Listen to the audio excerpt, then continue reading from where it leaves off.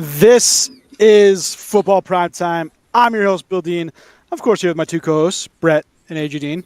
Find us on Twitter, Instagram, Facebook, YouTube, Apple and Google Podcasts, Spotify, and iHeartRadio. Said that a little too fast. We are happy to get thumbs up and anything you would love. High fives, and you can go and see AJ in the street and give him a big hug. Love our fans, and we appreciate. We know we had a couple weeks off here, but that's what it is. Holidays. Happy New Year to all. All the holidays you celebrated: Christmas, Kwanzaa, Hanukkah, everything. Very happy and healthy holidays. Hopefully, everyone had, and we love our fans, and we really appreciate all the love and support here, gentlemen.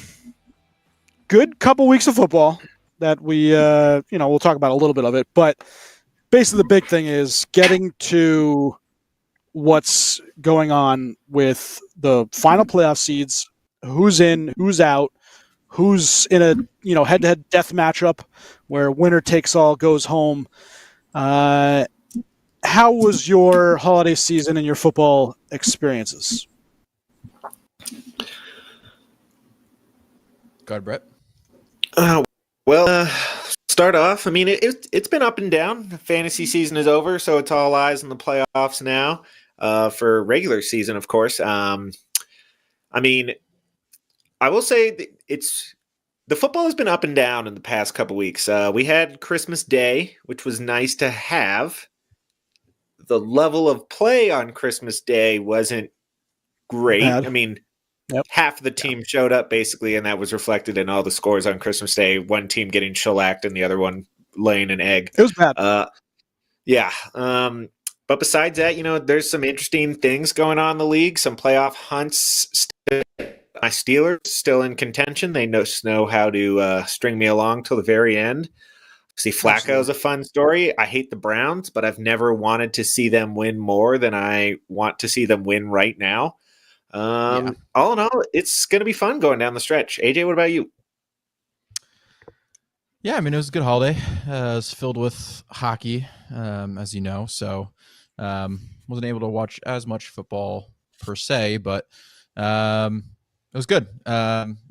Watching the Jets, obviously, Week 16 win against the terrible Washington Commanders and, squander a higher draft pick and then get absolutely blown out by the Browns. Joe Flacco absolutely killed me in fantasy. Him and Cooper, the weeks that they had in week 16 and 17. So that was fun. And a lot of losing in semifinals and finals of fantasy football playoffs. So, no one cares about your fantasy football team. I had to imagine. No one cares. Listen, there was obviously some good things that happened. You had teams take the next step, including on week 16, Christmas Day. We talked about how bad those games were, but you had Baltimore take on San Francisco, and they wiped the floor with them. And you could clearly see that Baltimore is the team to beat in the NFL.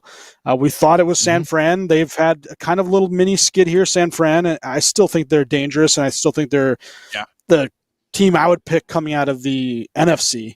But Baltimore, Lamar did enough during the regular season. I'm not really fond of him being the MVP. I know he's going to get first in the division. He's going to lock up home seed, so that's why he's going to get it.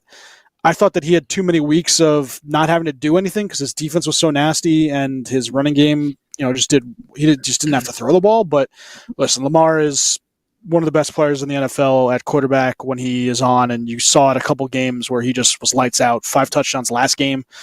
But KC has floundered.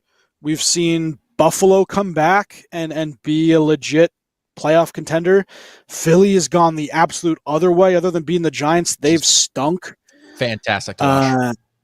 Dallas, loses in Miami, and then Miami has a dud the next week. It's been crazy weird football season. The quarterbacks, I saw a list, and I wish I had taken a screenshot of it. The quarterback starting week 18 is a who's who of nobodies. And it's sad and it's pathetic, and you feel bad that for hockey fans that this is obviously what we have to deal with. Or hockey fans, I'm watching the Rangers right now. Apologies. Football fans, that this is what we have to deal with is watch this shitty quarterback play. The amount of injuries from top echelon stars to third stringers is hurting this NFL, and that's why we'll talk about the draft as it comes. But this draft is quarterback loaded. You're talking about 4 quarterbacks in the top 10 picks, most likely, and then maybe 2 more in the first round. So you could have, obviously, first overall pick, Caleb Williams, second, Drake May, third could be Michael Penix or Jaden Daniels, 3, 4, 5, McCarthy, 6, maybe, someone like the Oregon quarterback. It's interesting. We're going to see, a good influx of quarterbacks, so hopefully that helps out the league a little bit. But yeah, it just week 18, you're looking through the schedule, and it's going to be, Trevor Siemian, but you just go down the thing. But you got a couple games coming up. We'll go over these first. Saturday, so January 6th, we got 2 match. The Pittsburgh at Baltimore. Pittsburgh, it's win and get in, right? Can they get knocked out if they win? Mm-hmm. Yeah, it's a little confusing for Pittsburgh in the sense that what makes it confusing for Pittsburgh is they're competing against 3 teams, but what helps them in the instance is all 3 of those teams are in the same division. So it's basically coming down, well, technically the Bills are still in contention for this as well, but it seems like more of an outside shot. They're likely going to end up with the 2. But the Steelers, with a win, need 2 of the 3 AFC South teams to lose. So that would be Jaguars, Texans, or Colts. The benefit for the Steelers is the Texans and the Colts play each other. So they're guaranteed to have at least one of these teams lose. Bills could get a tie. Yeah, that could happen. And I only say this because this was the exact scenario that if you guys remember, I think it was 2 or 3 years ago. It was the Steelers had the exact same scenario, but the other 2 teams were the Chargers and the Raiders. And good old Staley shot himself in the foot and called a timeout with like 20 seconds left when the Raiders were going to take the tie and go to the playoffs and knock the Chargers out. So it's pretty much the exact same scenario. It's looking good. They still can technically get in if they lose, but they need everyone to lose. Yeah, Jacksonville lost, plus Denver win, plus Houston, Indianapolis doesn't end in a tie. It's like crazy. Yeah. So real quick, just to set up the pictures, right? So we have 4 teams already in for the AFC East. For the AFC playoff spots: Ravens, Dolphins, Chiefs, Browns. Right in the hunt. Brett, you mentioned it: Jaguars, Bills, Colts, and then on the bubble, on the outside looking in, Texans, Steelers.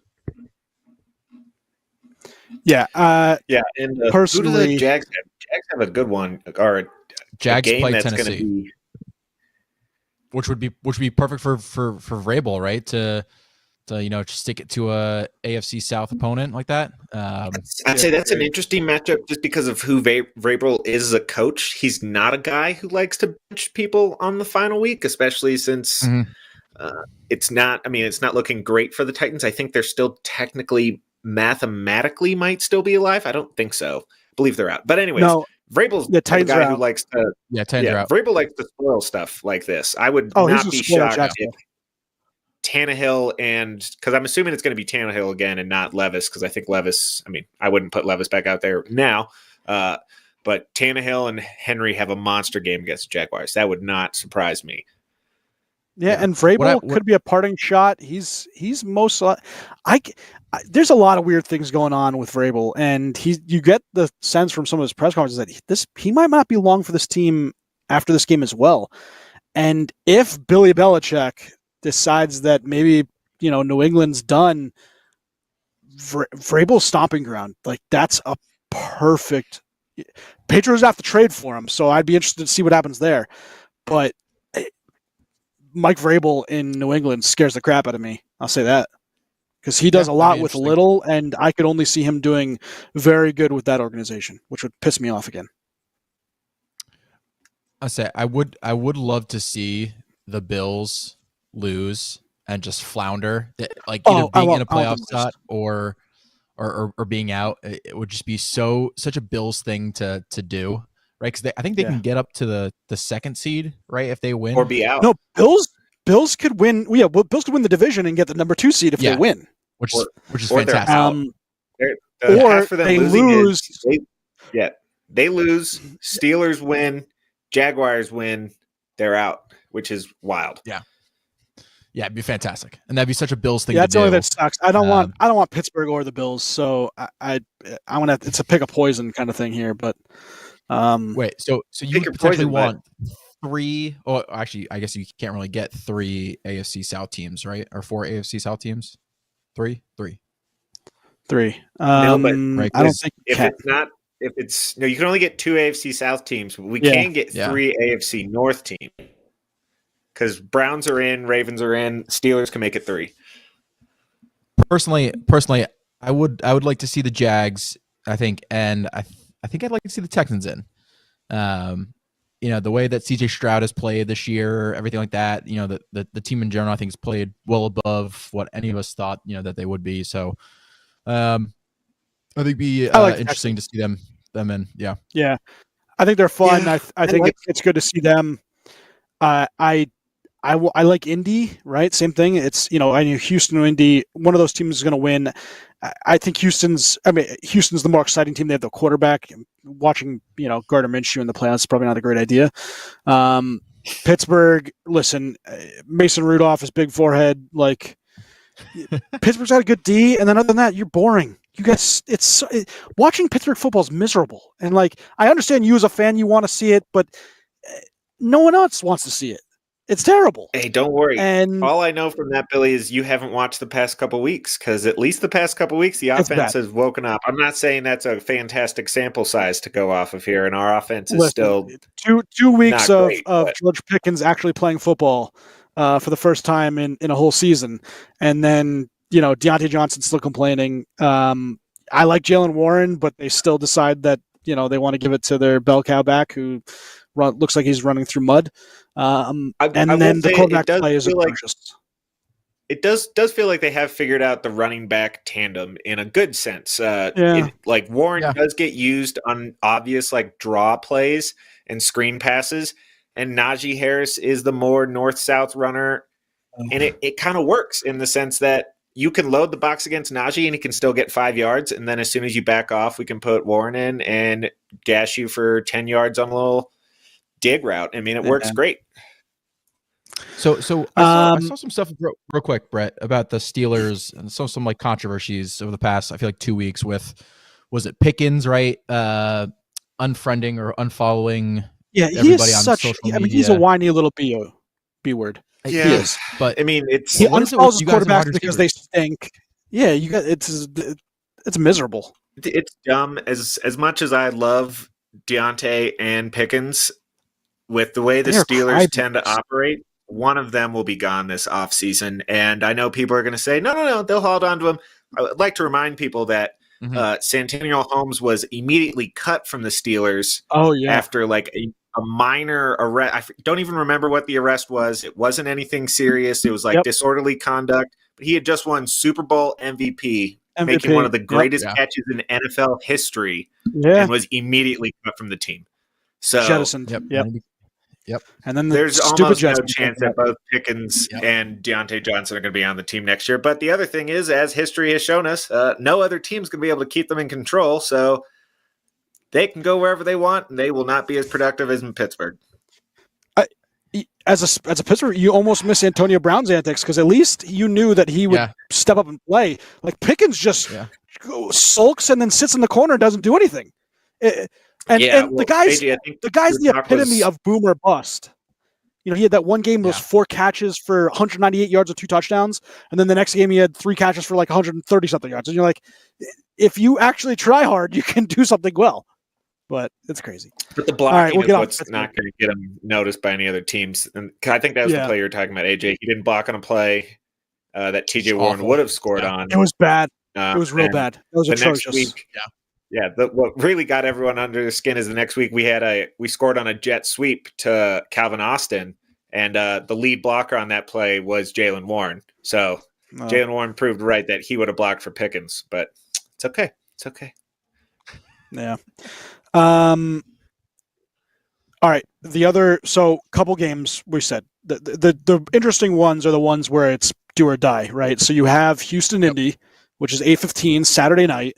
We want to see Houston, obviously, just because the quarterback play is more important. I think in the playoffs, you could see someone actually do well. So there's that. You have Pittsburgh. They win. They have a comfortable chance of getting in versus Baltimore. Baltimore's still going to play hard though because they hate the Pittsburgh Steelers, and even the backups are going to do whatever they can to try to get in. And you're facing a Pro Bowl quarterback. Let's put it this way. Remember Tyrell Huntley last year was in the Pro Bowl? Should have been, but was in the Pro Bowl. So you're facing a Pro Bowl quarterback. It's not like you got an easy road here. But then we go to Sunday. And Cleveland is sitting in the driver's seat. They're going to face Cincinnati. They're in the playoffs. Cleveland has been awesome. And freaking Joe Flacco is insane. He was just on the Jets last year, and I understand the Jets coaching staff sucks, but he was on the staff last year, and he threw for a couple 300-yard games, but you could clearly see he was washed. And he is out of football. They bring him in because Deshaun Watson is A, hurt, and B, a piece of garbage. But they bring him in, and he does fantastic for this team. Lights out. He is a top 5 quarterback in this playoffs, and it's absolutely amazing. The guy's all world right now. So here's a question, and I've seen this kind of debate right since Flacco's taken off over the couple of weeks. Comeback player of the year. Yeah, I think he is. He has to be. He was out of football. And listen, DeMar Hamlin is an awesome story. And the guy died, and they bring him back. But listen, make an award for him, or name the award after DeMar Hamlin. But he didn't. He played in 2 games, made 2 tackles. Like he has, the snap count is so low. Listen, like I said, awesome story, and props to him. He won. He won the ESPN ESPY for. Actually, he didn't win it. The medical staff won it, but it's fantastic. But there are 2 other players that I think deserve the award more. One is Joe Flacco, and I think he's the odds-on favorite to win it. But Baker Mayfield was cut last year by the Carolina Panthers, and I was going to bring that up. He's about to lead his team in another win or go home. It's not win or go home. Tampa wins versus Carolina. They're in the playoffs. And Tampa Bay Buccaneers, after losing Tom Brady, after coming in and you're thinking about the quarterbacks that are here, and you're like, this is going to be atrocious. Mike Evans is going to leave. Mike Evans just solidified this past season. He's going to the Hall of Fame. And he's been fantastic. And Rashad White has been awesome as a lead back. He's top 5, I think, in terms of running backs in the league. They still have, Godwin, and their offensive line's done very well. But Baker has been fantastic. And I could see them neck and neck for comeback player of the year. It's been amazing what to see with that one. And I actually kind of want Tampa to get in the playoffs. They're fun to watch. Watching Mike Evans just get loose and run around. And that's actually another thing, Brett. What I think George Pickens could be is Mike Evans, because he is that talented. And Evans is that kind of same player where they're just beasts running down the field and get open. And you see the work ethic that Mike Evans has versus the work ethic that George Pickens does not have. And that's what flusters you the most. You see this budding talent, because the kid was nasty at Clemson, and you just can't see it in the league. And another quick thing, Mike Evans got Johnny Manziel to be a first-round pick. That's how nasty he was in college too. But just so many good games coming up, right? So we talked about Cleveland. Minnesota, unfortunately, is out.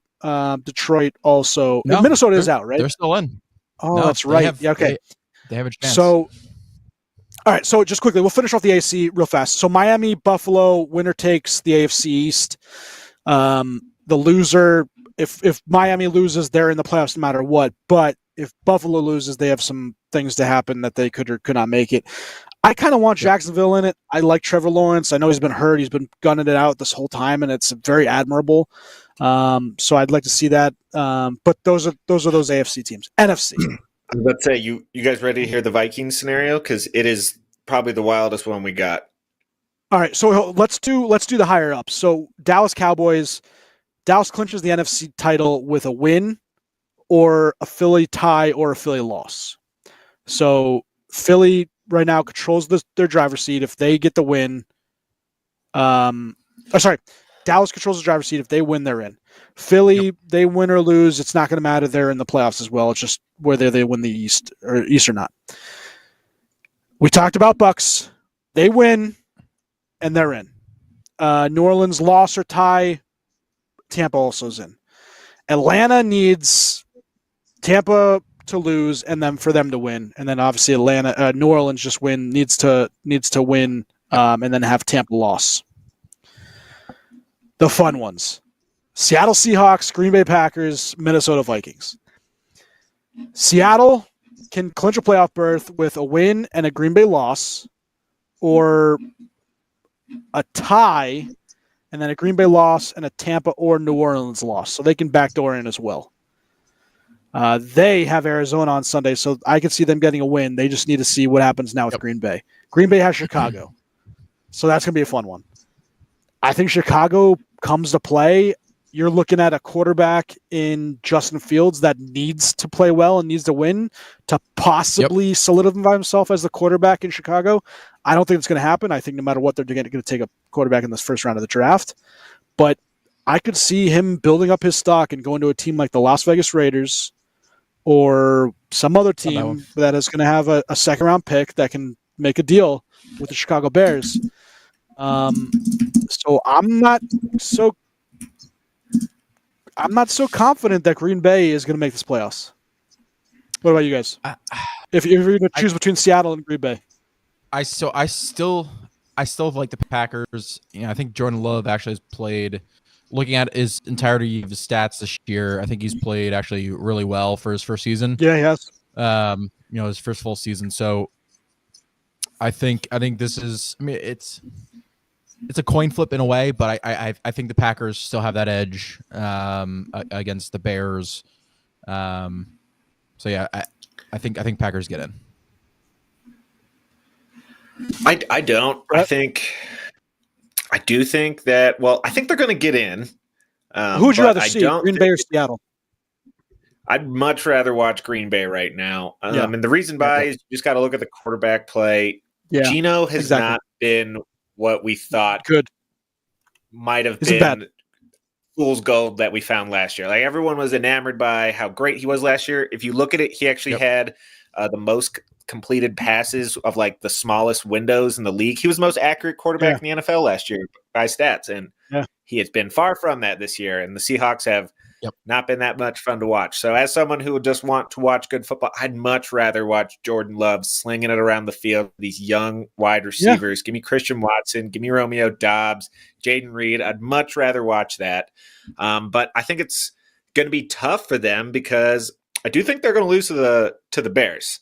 And mainly it's because I disagree with what you're saying, Billy. I think as of right now, I think Fields has played well enough to give him the keys for another year. And the only reason why I think that is... You think that he's going to be the starter in Chicago next year?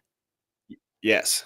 And it's because of the first round picks. You're in a situation where if they win this game, they're an 8-9 football team. So now you're looking at a quarterback where you can legitimately say we can give you a better opportunity at winning next year by getting you a couple more pieces, and they have cap space. If you abandon it, you have to hit the complete reset button. You'd be going from an 8-win season this year going all the way back to 3 or 4. So no matter what, and then you go ahead, AJ, and then I'll come in. No, because I don't think it's a complete reset. I think depending on what you build around him, whatever quarterback you take, right?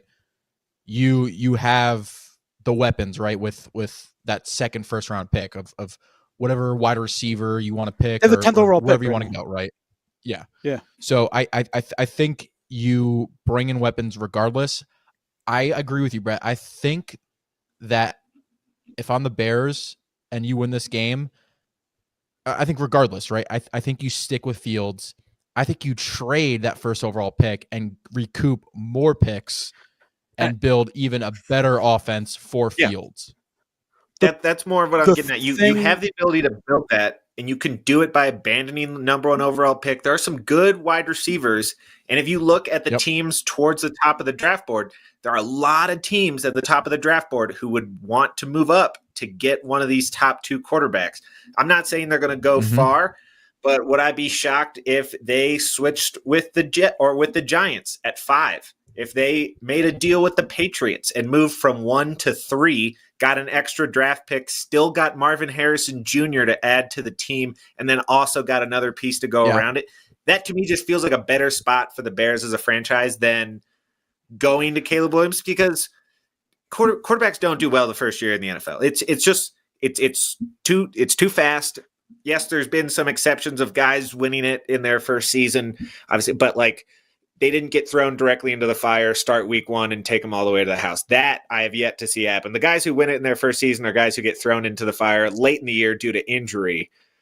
And something. That's fair. I just think it's better for the Bears to accept that they're an 8-win team. They can get a couple pieces, and then you're a 9 or a 10-win team. Look at the win totals for teams making the playoffs. That's all you need to be in. It's 9 or 10 wins. So they're 2 wins shy. I don't think you give up on a quarterback when you're 2 wins shy and you can get him more pieces. I think that so and this is going to be more for the offseason, but just quickly, I think that the chance to restart the rookie clock is also a large factor, right? Next year, you're going to have this actually offseason. You have to come out and say if you're going to give Justin Fields his 5th-year deal. That's this year. He's going in his 4th year next season. Yeah. And then you're going to have to start paying him big money, which we all can see what happens when you pay quarterbacks big money. Jalen Hurts this year, Philly's gotten worse because they couldn't build a defense. And Patrick Mahomes, they can't get him wide receivers. Like there's ramifications to paying your quarterbacks. And you have a chance to reset the rookie scale, have a 5-year window for a quarterback. You still have the 10th overall pick, which you can get a wide receiver. There's 3 or 4 wide receivers in the first round, especially if you have the 4 quarterbacks going in the first round or the first 10 picks, that you can get a good wide receiver there. You also can get a good lineman there when we've already seen that they have their left tackle of the future, maybe get the right tackle. But on top of that, if you can get a late first or a second round pick for Justin Fields, that's another piece you're going to have to rebuild your team. So I can see them going both ways. I just think that the rookie scale is that determining factor, and I think franchises don't want to pay their guys, and they're seeing they have a 5-year free quarterback. It's a big thing. Anyways, let's get off this real fast. Go ahead. I think the big thing is, right, you look at what Daniel Jones got, which kind of screws a lot of things up. Yeah. And you see what he kind of did, for the injury. The last point that I will throw in there before I move on to this, part of the reason why I don't think they move on from Fields, at least yet, they will have the 5th most cap space in the NFL going into the offseason. So that just means they have the opportunity. They have an opportunity to bring in, say, an extra offensive lineman off of free agency. To me, they have the room to try to make this work with Fields for 1 more year before you have to hit the abandoned ship button. Yeah, I mean, listen, this is going to be a great offseason talk because there's going to be so much intrigue. And really, I mean, it's ability for them to get another pick, whether they keep. Because, listen, if you trade the first overall pick, even if you're going to 5, you're probably getting you're getting obviously the 5th pick, but you're getting another first-round pick plus another like you're getting a lot of stuff. So it's not like that's it's just, do they feel comfortable? Caleb Williams is amazing. And this regime, Ryan Poles, did not draft Justin Fields. So if he's not their guy, that's going to be the big thing. Ryan Poles is going to get one more chance at a coach, and because he's done some pretty good things behind the scenes for the Bears. But all right, so week 18, we talked about it. Minnesota Vikings. So Brett, you were getting ready to kind of tell us how this is going to all go down, and I'm in favor of the Minnesota Vikings making the playoffs. So I want chaos. So give me the chaos. Well, the Vikings first and foremost need to win to be in, but once they're in, there's a plethora of scenarios that first come down to They can get in both ways. Once they're in, it'll depend on what will happen. But if the Bucks win, if the Bucks beat the Panthers, they then also need the Falcons to beat the Saints and the Bears to beat the Packers and the Cardinals to beat the Seahawks. So that is one route that is going to be tough. So it's in the best interest for the Vikings to have the Panthers beat the Buccaneers, because if that happens, the only thing else they'll need is for the Bears to beat the Packers, and still they need the the Cardinals to beat the Seahawks. So yeah, if you're a Vikings they need to win. Yeah, they need to Green win, Bay, and they need Seattle, at least 3 other games to go in their favor. Yeah, they need Green Bay, Seattle, and one of Tampa or New Orleans to lose, plus their win in order to get it. It's going to be nearly impossible, but it's going to be a lot of fun to at least watch. Yeah, I'm. Listen, this week is going to be fantastic. When you look at what they have, when you look at what you have for the schedule and some of these games, you've got intrigue. That Sunday night game is obviously Miami Buffalo. You have Dallas that still has the chance to win. They're going to play Washington. We'll see if Washington be a spoiler. Washington's also trying to lose. That was one of the Jets' miserable games we had to watch this year. San Fran, in LA are both going to be sitting their players because they are technically in the playoffs. So as it stands right now, playoffs, who's in, who's out. If things were to stand as of today, you'd have Baltimore at the bye. That's going to happen no matter what. You'd also have San Fran with the bye as the 1 seeds. You'd have Dallas at the 2 playing the Green Bay Packers. You'd have the Rams at 6 playing the Detroit Lions. And then you'd have Philly Eagles at the Tampa Bay Buccaneers. In the AFC, you'd have Indianapolis Colts at Miami. You'd have Buffalo Bills at Kansas City, which is going to be very intriguing because Kansas City stinks right now. And then the dark horse team, the team that I could see coming out of the AFC as a crazy, wild, crazy, just bonkers scenario, Cleveland Browns at Jacksonville Jaguars. I could see Cleveland, this defense, the way it's playing, the offense, the way it's playing football, Joe Flacco, I could see them coming out of the AFC.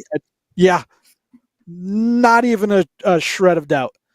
The AFC is wide open because I don't think Baltimore still, he hasn't won in the playoffs, so we'll see what he can do. Miami is fraudulent. Colts stink. Bills and Chiefs are both severely flawed. Jacksonville might not have a quarterback. I mean, we're looking at trash. Yeah, I want the Browns to win so badly. So bad. It'll be so fun. And then for them to have for them to go into offseason, say they won the Super Bowl, just craziness. If they win the Super Bowl, that's what I want. They'd have to be like, we just want Joe Flacco. He's gonna sit now behind Deshaun Watson. Yeah, I've never wanted to see more. Yeah, I've never wanted to see more turmoil happen to an organization from success before than this right now. Like, nothing would make me better than the Browns having to begrudgingly cut $140 million worth of guaranteed money to start Joe Flacco. That would be that would be just amazing.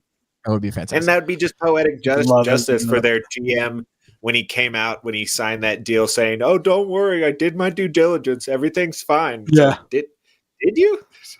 You didn't do jack. You just saw that you were finally going to get a quarterback in Cleveland that had some sort of, pedigree, and you sold your soul for the devil. Oh man, I hate that guy. There's no quarterback I've ever hated more, I think, in the NFL. All right, you guys got anything? I did have something really funny I saw, and I kind of created my own wish list. So we'll do this real quickly. So New Year's just happened, and I decided, hey, wouldn't it be fun to see who wished for what, or who whatever New Year's resolution is for each team.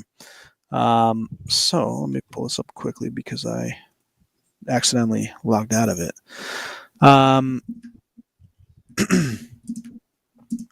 Okay. Here is what I think the wish list is for each team. Cardinals, skip right to the draft. That's their wish list / just get out of the season, go home. Falcons fire Arthur Smith. Baltimore finally make a playoff run. Buffalo win the division. David Tepper's Panthers get ticket prices over $1. He's awful too. Yeah, he is bad. That throwing the beer on his throwing the beer at drink the on fan. his That on was his fans. Yeah, Terrible. it's the worst. Obviously Chicago, your quarterback situations get there. Bengals just get Burrow healthy. There's a bunch of healthy Burrows. Browns win the Super Bowl and get rid of Watson's contract. Dallas playoff success, which will never happen because they're Dallas. Denver Broncos, Russ returns to his Seattle form, but he's going to get most likely cut, which is going to be another interesting scenario that we have going with that. Actually, we didn't talk about the Russell Wilson benching, which is crazy. In that they're gonna cut him and eat $89 million over the next 2 years. What that coach has done to him, Peyton. It was more just crazy when this talk started. I don't know if you guys saw his interview. He came out and said that they basically came up to him and told him about this at their bye week after they'd just beaten Kansas City. They just rattled off 3 wins in a row, brought themselves back into contention, and then your GM comes up to you and says, "Hey, we're probably going to cut you." Yeah, they're definitely not handling it well, to say the least. No, it's bad. I mean, I don't know. I'm not going to say I don't get it. I mean, I get it. It all makes, from a business NFL standpoint, what they're doing makes complete sense. They don't want the fully guaranteed part of his contract to hit, which would hit if he gets injured in these final 2 games. That's understandable. And especially if you plan on cutting him in the offseason, then yes, absolutely bench him. There's no point in risking it. So I get that from the business side of things. But the fact that they brought this up before they were eliminated from playoffs. Yes. That's kind of the part that rubbed me a little wrong. They still had a shot for a little bit. I know they're out now, but they had a chance there for a little bit, and that must have been playing in the back of his mind, which might have been why he turned it around for a little stretch. But yeah, it's wild. I don't know what the Broncos are going to do. I heard someone say hats off to Jared Stidham's agent, because the same thing happened to him last year. He was on a team where they benched the quarterback for the final couple games of the season so that he didn't get hurt and gets to play. So Stidham's agent finds a way for that man to get a job without doing anything at all. Jared Stidham, that guy is amazing. Considering that he's gonna, he's starting a couple games when he, it stinks, but just good job for his agent to get his guy some much needed, kashish and some playing time. I did say kudos to Wilson, right, for playing through those weeks and stuff like that, and he actually has had a pretty good season. He's been good. Yeah. He kept his mouth shut about this for a while, which you have to respect. A lot of quarterbacks would have gotten their Twitter fingers out almost immediately and blown things up. So I will tip my cap to him for keeping this closed in a locker room where it should stay as it should. But yes, definitely kudos for not spreading this to the masses too early. Absolutely. Yep. Yeah. All right. Guys, got anything else? Nothing else. It's going to be an interesting final week 18 of football for this season. Yeah. AJ, get trivia? I don't. I don't have trivia this week. Oh, you're a bum. What a bum. I did have what was it, week 17? I had something, and I'm trying to remember what it was, because there's actually some pretty good stuff from this past week. We'll do extra trivia next week, because AJ just ruined the entire segment. That's fine. You're welcome. That's what I'm here for. Yeah. Good job, AJ. All right. For Brett, for AJ, Appreciate all the love. Tune in next week. We'll be getting ready for the first round of the playoffs, which is crazy to think. But week 18, enjoy the games. Hopefully some crazy matchup scenarios happen, and more football is on the horizon. Just love it. This is Football Primetime. Go Huskies.